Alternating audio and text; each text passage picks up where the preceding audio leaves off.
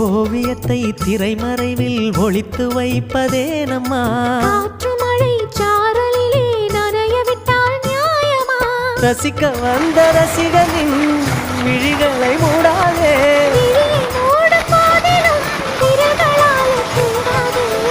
சிலையில வீடு கட்டவா சேர்ந்து வசிக்க ஜன்னல் வச்ச ஜாக்கெட்